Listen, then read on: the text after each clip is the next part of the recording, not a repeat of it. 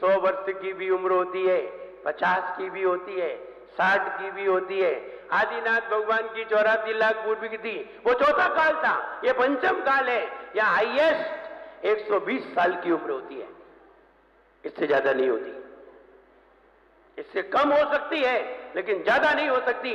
कम से कम कितनी भी हो सकती है, 2 मिनट की भी हो सकती है, 5 मिनट की भी हो सकती है, 1 मिनट की भी हो सकती है, और 120 वर्ष की भी हो सकती है। ये वर्तमान की है। इसलिए आदमी कितनी भी उम्र लेकर के आए, आदमी को यहां जीना ही पड़ता है, चाहे रो करके जिए चाहे हंस करके जिए, जीना तो पड़ता ही। और कोई मरना भी नहीं चाहता है। ये बात अलग है कि कोई व्यक्ति दुखी होकर के मर जाए। इसलिए जो दुखी होकर के मरता है, जो दुखी होकर के जानबूझ के मरता है, इसे ही सुसाइड कहते हैं। और जो आनंदित होकर के यहां दुनिया में मरा करता है, उसे ही समाधि कहते हैं। समाधि और सुसाइड में इतना ही अंतर है। जो दुखी होकर के, संक्लेशित होकर के मरने की भावना करे, उसे सुसाइड कहते हैं। और जो हंस करके मरने का संकल्प करे, उसे समाधि कहते हैं। यही दोनों में अंतर है। मरते तो दोनों हैं। एक माताजी थी, विमुक्त श्री माताजी, विमुक्ति श्री माताजी। अभी मोटरसाइकिल से एक्सीडेंट हुआ, मरण हो गया, लेकिन ये रो करके नहीं, विभूति श्री हंस करके गई, चारों प्रकार के आहार का त्याग करके गई। ऐसा कोई उन्हें गम नहीं था कि हम मर जाएंगे तो क्या होगा। अरे मर जाएंगे तो मर जाएंगे, क्या करेंगे। एक बनारस में स्लैब से दब करके भी मरे, लेकिन ये हंस करके नहीं गए, ये रो करके गए। ये अकाल मृत्यु में चले गए और वो समाधि में चले गए। ये दोनों में अंतर है। दोनों ही अटरेंडम मरे हैं, दोनों ही अकाल मरण में मरे हैं, लेकिन दोनों अकाल मरण में मरे हैं, लेकिन दोनों की अकाल मृत्यु नहीं है। अकाल मृत्यु जैसी है, लेकिन वो अकाल मृत्यु नहीं है। इसलिए मरण तो सभी का ही है, मरण तो सभी का ही होना है। जिंदगी तो सभी ही जीते हैं। कोई किसी तरीके से जीता है, कोई किसी तरीके से जीता है। दूध का अंत कई तरीके से होता है। दूध का अंत सबसे बढ़िया तरीका, दूध का अंत सबसे बढ़िया तरीका क्या है? घी। इससे बढ़िया कोई तरीका नहीं है। लेकिन बात तो तुमने बहुत जल्दी कह दी, घी।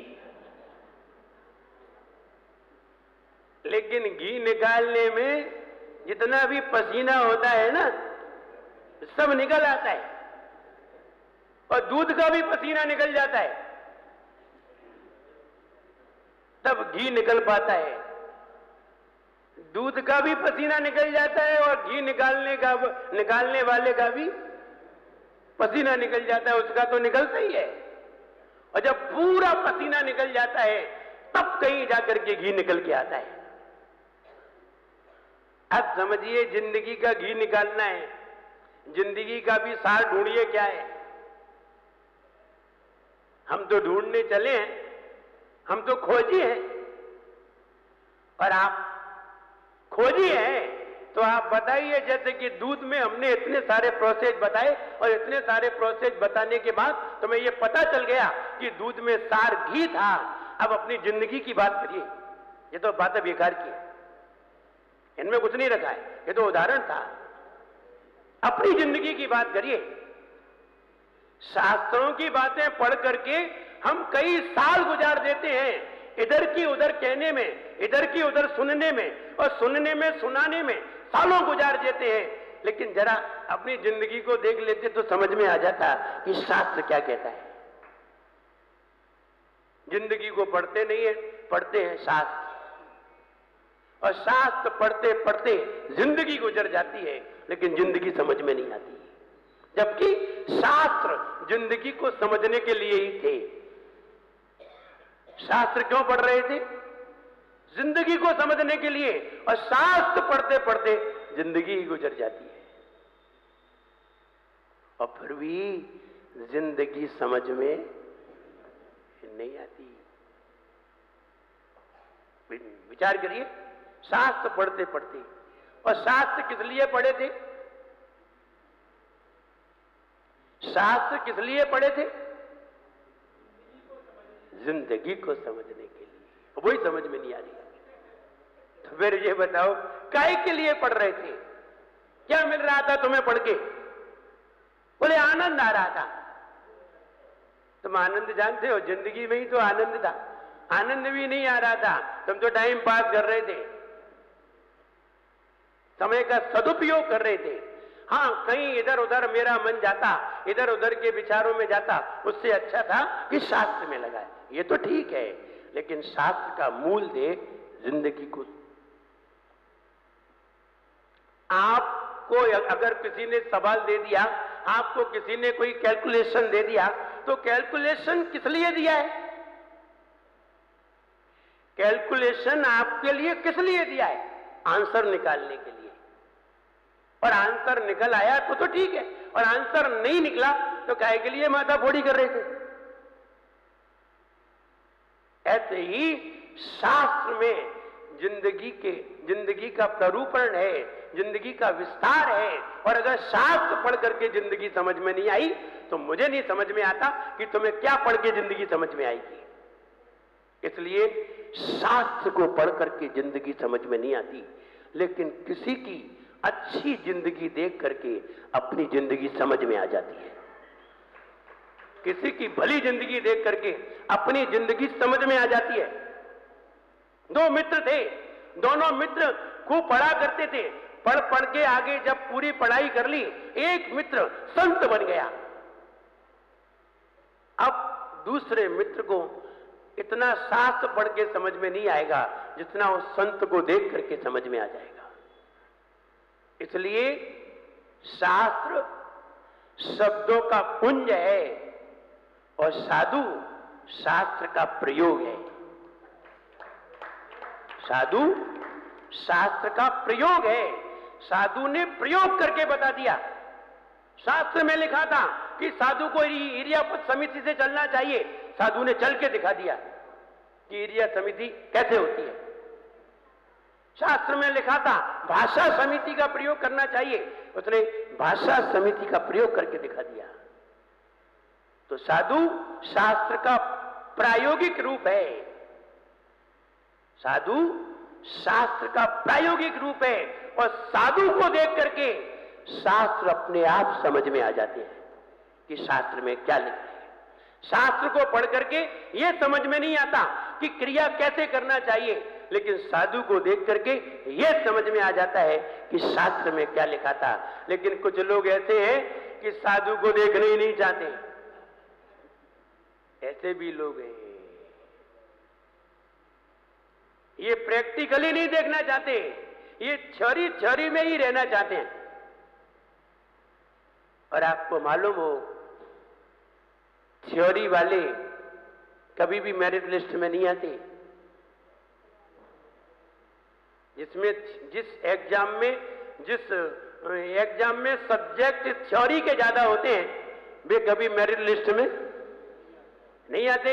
वे ही मेरिट में आते हैं जिसमें प्रैक्टिकल हुआ करते हैं, वे ही मेरिट में पहुंच पाते हैं। हर कोई नहीं पहुंचता। इसलिए प्रैक्टिकली जानते नहीं है, प्रैक्टिकल को देखना नहीं है, और समझना है नहीं है कि आगम का प्रयोग क्या है। आगम का प्रयोग करना जानते नहीं है, और जो जानते हैं उन्हें देखना नहीं है। जो जानते हैं उन्हें देखना नहीं है, और प्रयोग करना खुद जानते नहीं है। अब विचार करिए, ये कैसे समझ पाएंगे कि जिंदगी का सार क्या है?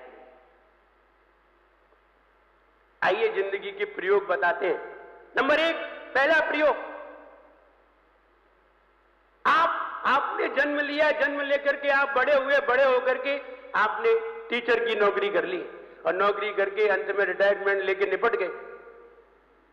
आपकी जिंदगी का अंत क्या हुआ? टीचर। आप व्यापारी बन गए, किराने के व्यापारी बन गए, किराने की दुकान की, और किराने की दुकान करते करते चले गए। आपकी जिंदगी का अंत क्या हुआ? किराने की दुकान। क्या मिला? नॉन मिर्च धनिया। उन्हें क्या मिला? थोड़े से पैसे, टेंशन खत्म। निपट गए। किसी दूसरे व्यक्ति ने, कोई दूसरा व्यक्ति इंजीनियर बना, उसका अंत क्या है? इंजीनियरिंग। कोई व्यक्ति वकील बन गया, उसका अंत क्या है? वकील बना। कोई व्यक्ति फालतू ही बैठा रहा,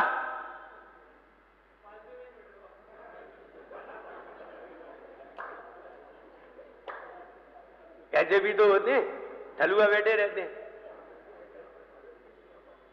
तो फालतू में ही निपट जाते हैं। बताइए इसे जिंदगी का सार क्या मिला? कोई सार नहीं मिला।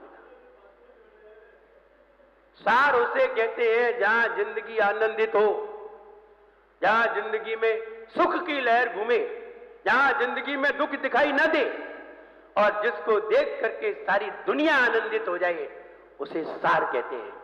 जिसने सार पाया है, उसे देख करके व्यक्ति को ही सार नजर आ जाए, और जिसने सार पाया है, अगर उसको देख ले तो संसार में ही सार नजर आ जाए। कहते ना, जीवन के किसी भी पल में वैराग्य उमड़ सकता है, संसार में रहकर प्राणी संसार को तज सकता है। मूल लाइन पकड़िए, संसार में रहकर प्राणी संसार को तज सकता है। सार की लाइन यही है, सार यही है, सार यही है, बस हम समझ नहीं पा रहे। सार कहीं और नहीं है, सार मेरे अंदर ही है, कहीं और नहीं है, बस खोजने की जरूरत है। कैसे खोजेंगे? अंदर का कैसे खोजेंगे? दूसरे को दिखाओ, तब तुम्हारे अंदर का दिखेगा, वो बताएगा। नहीं नहीं, ये दूसरे को दिखाने की जरूरत नहीं है। जब बाहर को छोड़ करके तुम अंदर देखोगे तो अंदर दिखाई दे जाएगा। और आंख खोल के बैठोगे नमोकार मंत्र की माला फेरने, तो अंदर कुछ भी दिखाई नहीं देगा। जब तक हम बाहर की आंख खोले रहते हैं, तब तक अंदर का कुछ भी दिखाई नहीं देता, और जैसे ही बाहर की आंख बंद होती है, तब अंदर अंदर दिखाई देने लगता है कि अंदर क्या है। अंदर देखने के लिए अंदर देखो, बाहर देखने के लिए बाहर देखो। सोच यहीं से डालना पड़ेगा कि तुम क्या देखने जा रहे हो। हमें आत्मा का स्वरूप जानना है, हमें यह जानना है कि मेरा स्वरूप क्या है। बस इतना सा बटन दबाइए, और बटन दबा के आंखें बंद कर लीजिए, अंदर डाल दीजिए अपना प्रश्न, खटाक से धीरे धीरे समझ में आने लगेगा कि मेरा स्वरूप क्या है। लेकिन टाइम नहीं है, फुर्सत नहीं है। मंदिर में जाके बैठते हैं, इधर उधर देखने लगते हैं,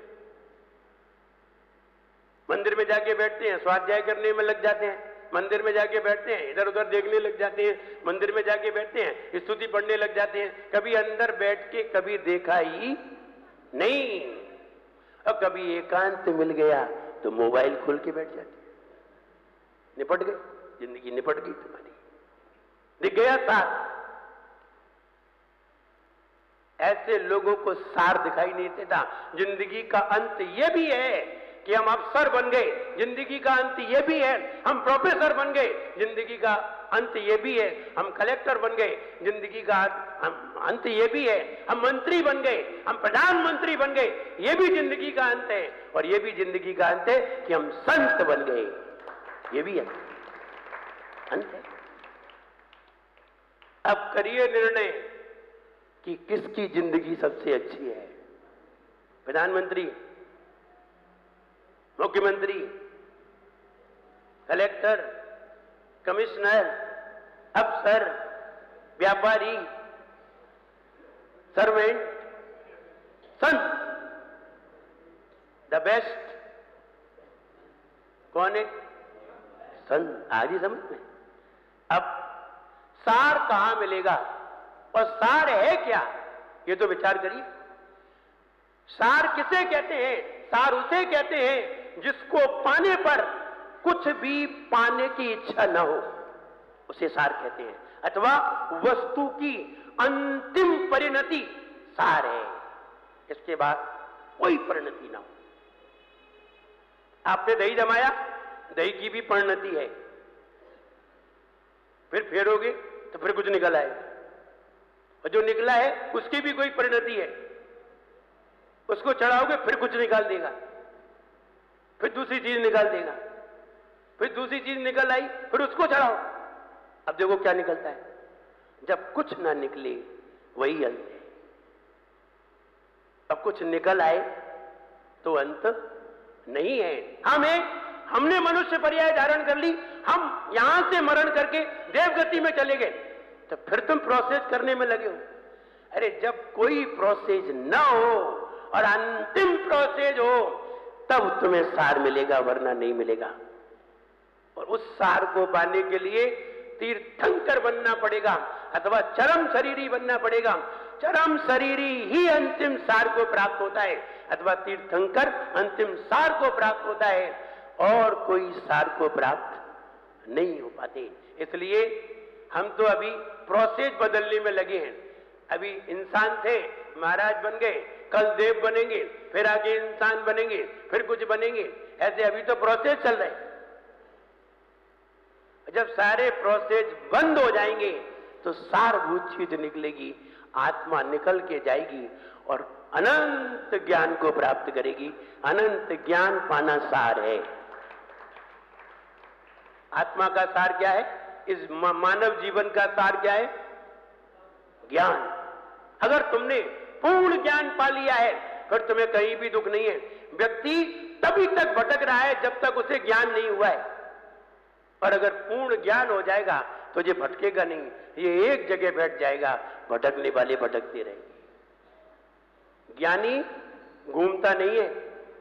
जो जितना ज्यादा ज्ञानी होता है वो सबसे कम घूमता है। जो जितना ज्यादा अज्ञानी होता है वही सबसे ज्यादा घूमता है, इधर उधर, यहां से वहां, वहां से वहां। तो अज्ञानता में ही चारों गति में घूमते हैं। जब ज्ञान हो जाता है तो सिर्फ मनुष्य गति में आते हैं, और मनुष्य गति अंतिम होती है। इसके बाद तो निर्वाण को प्राप्त कर लेता है। ज्ञान होने पर, अज्ञान होने पर प्राणी घूमता है। अब सारभूत चीज ढूंढिए। सारभूत चीज हमने क्या बताई? मानव जीवन में सारभूत चीज क्या है? धन। धन पाने पर भी आदमी आनंद में नहीं रहता। परिवार नहीं, परिवार पाने पर भी जीव आनंद में नहीं रहता। व्यापार नहीं, व्यापार तो परिवार के लिए ही करते हैं, व्यापार तो धन के लिए ही करते हैं, लेकिन धन में कोई आनंद नहीं है। आनंद है तो ज्ञान में।